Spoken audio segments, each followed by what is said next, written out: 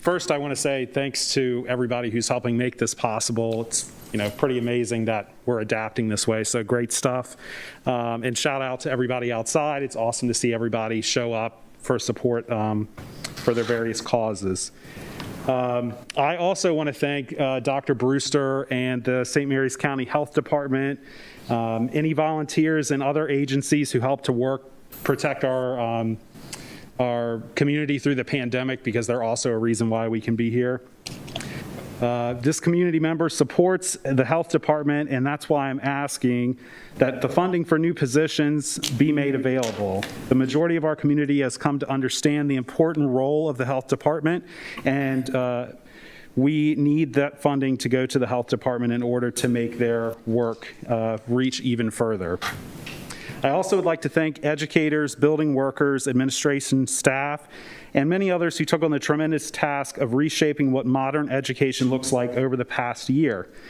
Having an educator in my household, I was afforded the opportunity to see firsthand how massive the effort was to provide instruction to students, despite repeated challenges faced by the school community. I know these obstacles might seem like they have passed, but for the remainder of this school year and certainly into the next, just like COVID-19, those problems now have new variants.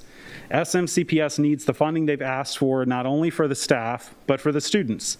It's more important than ever to focus on learning recovery while setting up students for success.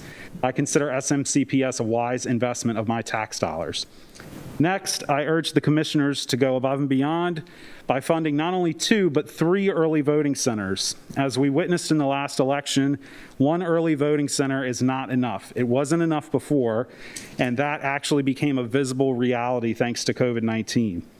Some may think that if a person wants to vote badly enough that they can find a way, but I've wondered what I would do if I couldn't find transportation to my polling location.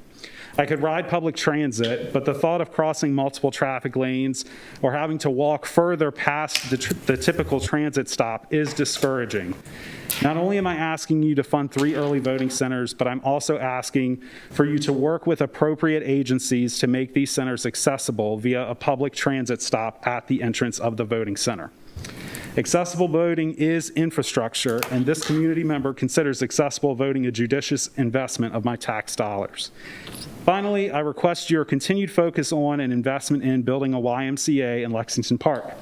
It would add to the quality of life for St. Mary's County residents and would be an investment in the future of our county. I've heard a lot of talk about the sports turf fields at our local parks lately, and while those are great, I also think a YMCA would be a draw for those outside of the county. It would bolster community outreach by providing a centralized, safe environment for education, exercise, local meetings, entertainment, and much more.